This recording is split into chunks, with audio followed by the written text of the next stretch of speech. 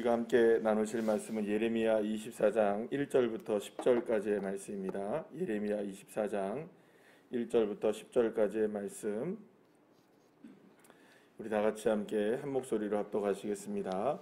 바벨론의 느부갓네살 왕이 유다 왕 여호야김의 아들 여고냐와 유다 고관들과 목공들과 철공들을 예루살렘에서 바벨론으로 옮긴 후에 여호와께서 여호와의 성전 앞에 놓인 무화과 두 광주리를 내게 보이셨는데, 한 광주리에는 처음 익은 듯한 극히 좋은 무화과가 있고 한 광주리에는 나빠서 먹을 수 없는 극히 나쁜 무화과가 있더라.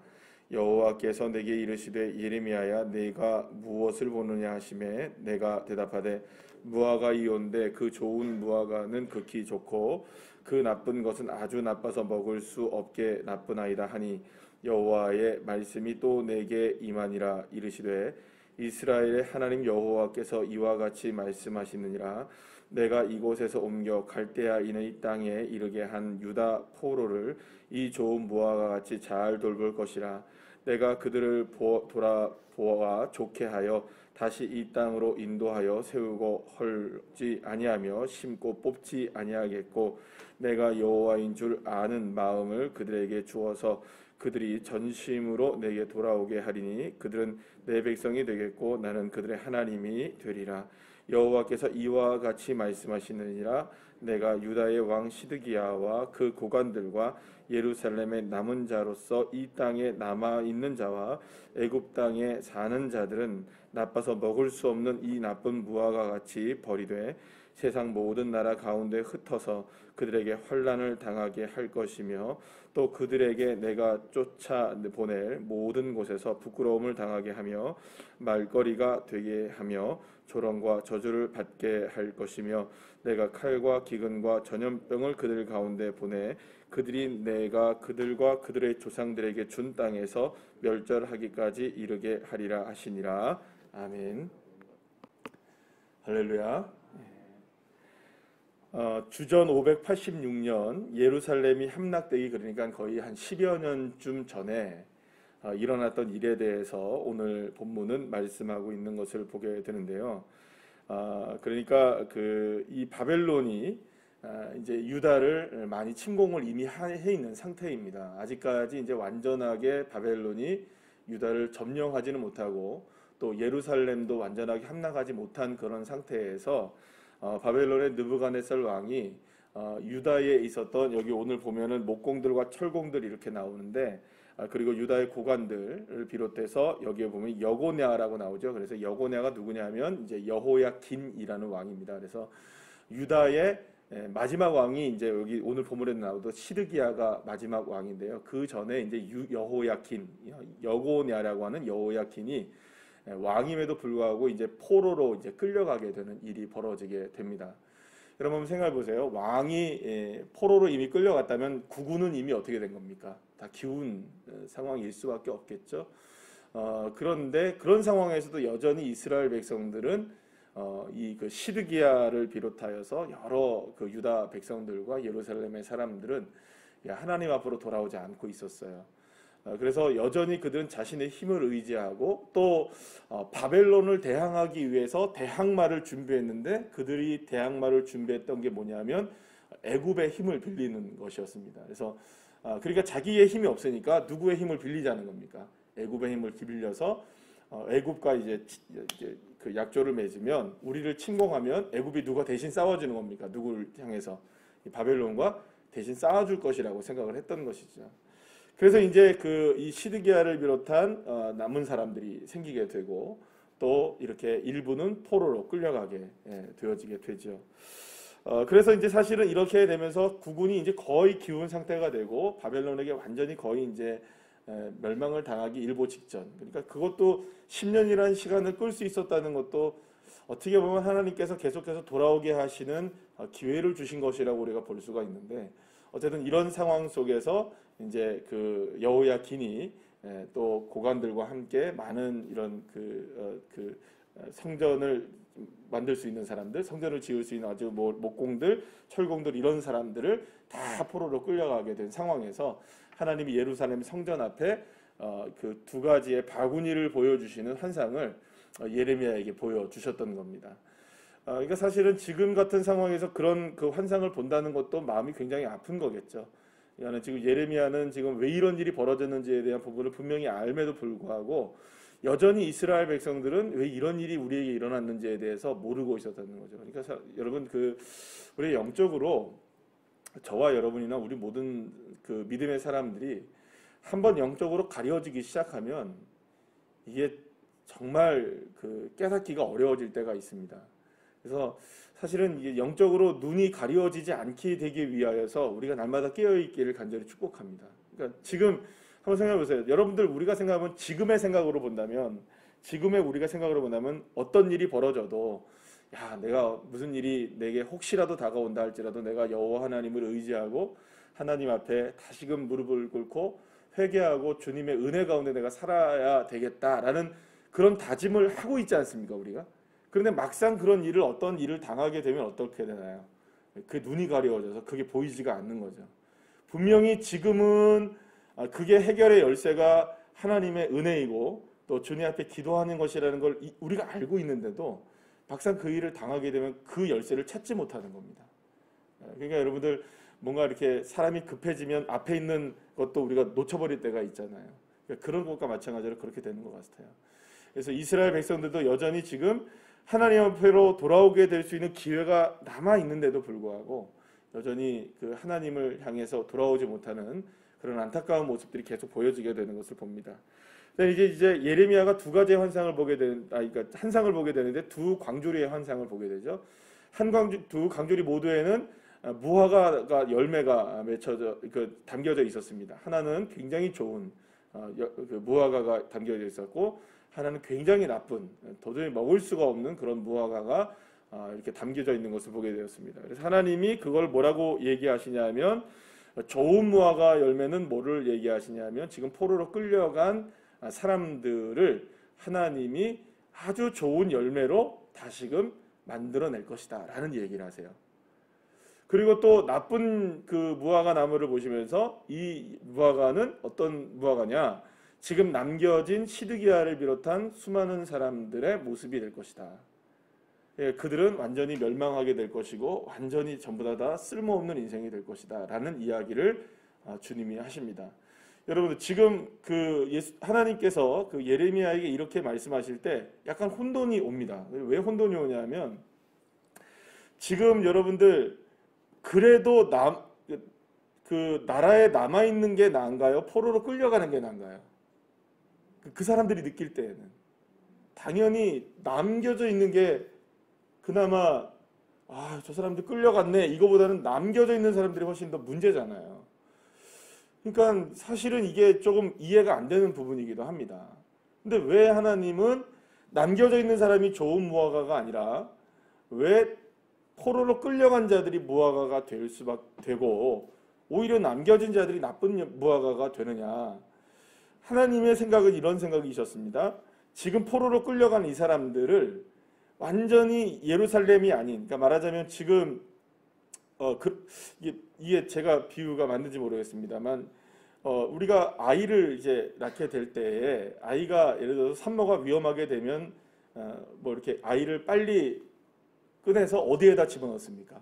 인큐베이터에다 집어넣어서 거기서 이제 아이를 자라게 하잖아요. 그러면 여러분 한번 생각해 보세요. 그러면 인큐베이터라는 게 뭡니까? 실제로 엄마의 뱃속은 아니지만 엄마 뱃속 이상으로 안전하게 거기서 아이를 보호하자는 거죠. 그래서 거기서 아이를 키워내서 건강하게 만들어내는 거잖아요. 그러니까 마치 하나님은 바벨론으로 포로로 끌려간 이 사람들을 마치 하나님이 보호하시는 인큐베이터와 같이 그곳에서 완전하게 보호를 하셔서 그곳에서 아주 새로운 백성으로 만드셔서 이스라엘 백성들을 다시금 어디에다가 심겠다는 겁니까? 원래 있었던 예루살렘 그 자리에 다시금 건강하게 심어놓는 것이 누구의 목적이라는 걸까요? 하나님의 목적이라는 겁니다.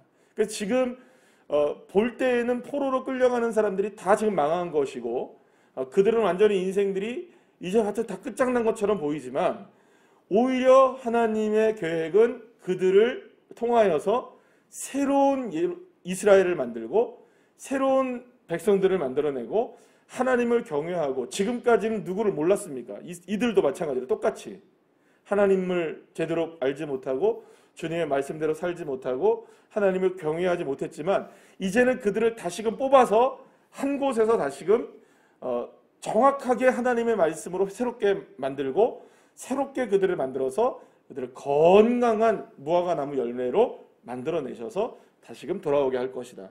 실제로 이스라엘 백성들이 포로로 끌려간 70여 년 동안의 기간 동안에 어떤 일들이 벌어집니까? 이스라엘 백성들이 말씀으로 회복되어지는 역사가 일어납니다. 어디에서 그 일이 벌어지느냐? 막상 나라를 잃어버리고, 막상 예루살렘 성전이 무너지는 것을 눈으로 보게 되고, 막상 하나님이 자신들을 버렸다는 사실을 깨닫게 되었을 때 그들이 이 모든 원인들이 어디 있는지를 알게 된 겁니까? 네, 우리가 하나님을 떠났구나, 우리가 하나님을 떠났기 때문에 이런 일이 벌어졌구나 라는 것을 깨닫게 되어서 그들은 다시금 하나님의 말씀으로 회복되어지기 시작하고, 그들은 하나님 앞으로 돌아오기 시작하죠. 그래서 여러분들이 잘 아는 아주 위대한 신앙의 인물들이 사실은 어디에서 제일 많이 배출됩니까? 이 바벨론에서 그렇게 많이 배출되는 겁니다. 바벨론이나 이 페르시아나 이런 시대 때를 거치면서 70년이라는 시간을 거치면서 여러분들이 잘 아시는 사람들, 다니엘, 그 다음에 또 누가 있습니까? 느헤미야, 에스라, 그 다음에 또 에스더라는 사람들 마찬가지고요. 이런 모든 사람들, 그 다음에 무슨 뒤에 나오는 우리 스바냐, 학계, 이런 사람들, 이런 모든 사람들이 전부 다 어디서 이렇게 만들어지는 사람들입니까? 새로워지는 사람들이냐? 바로 포로 시대 때 만들어지는 사람들입니다.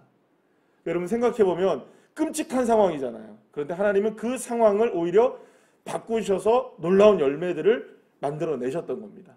그런데 반면 이제 예루살렘에 남고 유다 땅에 남아서 여전히 무엇을 의지하며 살아가는 사람들, 아수르의 힘을 의지하고, 여전히 애굽의 힘을 의지하고, 여전히 자신의 힘을 의지하면서 여전히 예루살렘만 붙들고 있는, 성전만 붙들고 있는 그런 사람들은 다 멸망하게 될 것이다라고 주님이 말씀하고 있는 거예요. 실제로 어떤 일이 벌어지느냐? 남겨진 자들에 대한 문제입니다. 사실은 포로로 끌려간 사람들이 아닌 남겨진 사람들의 대부분들이 어떤 사람들이 되어지냐? 나중에 많은 사람들 가운데 사마리아인이라고 불리는 사람들로 만들어져요. 이들은 하나님의 은혜를 저버리고 아수르와 다른 이방 민족들의 힘에 굴복을 합니다. 결국에는 그래서 그들은 통혼을 하게 되고 유대인의 이스라엘 민족과 유대 민족의 정체성을 잃어버리게 되고, 그다음에 그들이 통혼을 통하여서 이방의 사람들과 결혼을 하면서 이런 그런 민족의 순수성을 잃어버리게 되는 일들이 벌어지게 됩니다. 그래서 여러분 신약 시대에 가면은 가장 유대 민족 사람들한테 굉장히 안 좋은 사람들로 여겨지는 사람들이 누구입니까? 사마리아 사람들이죠. 그렇게 해서 사마리아 사람들이 탄생하게 되는 것이죠. 그들은 그래서 지금 이 말씀으로 보게 되면 그들은 어떤 사람들이었느냐? 살기 위해서 자신의 신앙의 정체성을 버리고 삶의 정체성을 버렸던 사람들. 하나님은 그들을 좋지 못한 무화과 나무로 말씀하고 계시는 것이죠. 그러면 여러분 한번 볼까요? 상황으로만 보자면 누가 나쁜 열매이고 누가 좋은 열매일까요? 포로로 끌려간 사람들이 훨씬 나쁜 열매입니다. 남겨진 게 좋은 열매라고 볼 수가 있어요. 그런데 여기서 오늘 주님께서 말씀하시는 건 뭐냐면 상황과 형편의 문제가 아니라는 겁니다. 상황과 형편의 문제가 아니라 하나님의 말씀에 순종하고 무엇보다 하나님이 그들을 붙잡고 계시면 아무리 나쁜 상황이라 할지라도 하나님은 그 상황을 얼마든지 좋은 열매로 만들어내실 수 있다는 것이죠. 그러나 반대로 아무리 좋은 상황이라 할지라도 하나님이 손을 떼신다면, 그리고 우리가 하나님의 말씀에 순종하지 않는다면 아무리 좋은 상황이라 할지라도 그 좋은 상황은 결코 좋은 상황이 될 수 없는 것이죠. 그래서 믿음의 사람들, 하나님의 자녀들, 우리의 신앙은, 우리의 건강한 믿음은 어떤 믿음이냐? 상황이든 형편이든 이것으로 판단하는 믿음이 아닌 것입니다. 우리의 믿음은 어떤 믿음이어야 되느냐? 어떠한 상황이든지 주님이 함께 하시면 그때는 좋은 무화과 열매가 되는 것이고요. 아무리 좋은 상황이라 할지라도 주님이 함께 하지 않으시면 그 상황은 나쁜 열매를 맺는 상황이 되는 것입니다. 그러면 여러분, 오늘 우리의 삶에 한번 적용을 해보시죠. 여러분, 오늘 우리의 삶 속에 여러분들은 좋은 열매를 맺으실 것 같습니까? 나쁜 열매를 맺으실 것 같습니까? 좋은 열매는 무엇이고 나쁜 열매는 무엇일까요? 그러면 저와 여러분이 하나님과 함께 하시면 그건 좋은 열매입니다. 근데 우리 주님은 나와 함께 하십니다. 어떠한 상황에서도 나를 떠나지 않으십니다. 어떠한 상황에서도 주님은 나를 붙들고 계십니다. 그러니까 우리는요, 오늘 이 상황 속에서, 하루를 시작하는 상황 속에서는요, 얼마든지 언제든지 우리는 좋은 열매, 인생이 되는 것입니다. 그런데 막상 하루를 시작하고 삶을 살기 시작하면 자꾸 뭘 보게 될 수밖에 없을까요? 오늘의 사정과 형편을 보는 거예요. 그러면서 나를 원망하고 때로는 하나님을 원망할 때도 있는 거예요. 하나님 왜 이렇게? 왜 이렇게? 그럴 때마다 기억하시기 바랍니다. 좋은 무화과 나무는 상황과 형편의 문제가 아니구나. 포로로 끌려가도 그 상황이 하나님이 함께 하시면 좋은 열매가 맺어지는구나. 그래서 여러분들이 아시는 성경 중에, 구약 성경 중에 거의 대부분의 많은 성경들이 언제 쓰여졌을까요? 다 포로 시대 때 쓰여졌어요, 여러분. 열왕기 상하, 역대 상하 다 언제 쓰여졌을까요? 포로기 때 쓰여졌어요. 에스라, 느헤미야, 에스더, 시편의 많은 시편들도 또 뒤편에 나오는 것들도 그렇고요. 잠언서 중에서도 그런 것들이 있고요. 그 다음에 선지자들의 많은 선지자들이 있잖아요. 그죠? 그 많은 선지자들도 다 언제 쓰여졌습니까? 다 포로기 때 쓰여져요. 성경의 거의 절반 이상이 다 언제 쓰여집니까? 다 포로기 때 쓰여지는 거예요. 그리고 왜 그들이 그렇게 했을까요? 우리가 누구의 말씀을 떠났다. 하나님의 말씀을 떠났다는 걸 깨달은 거죠. 그래서 오히려 포로기 때는 복된 시간이 되었던 것입니다. 사랑하는 여러분, 저와 여러분에게도 때로는 상황으로 형편으로는 암울한 시간을 우리가 경험할 수도 있을 것입니다. 그러나 그 시간을 주님은 무엇으로 만들고 계십니까? 좋은 열매로 만들고 계심을 믿으시길 바랍니다.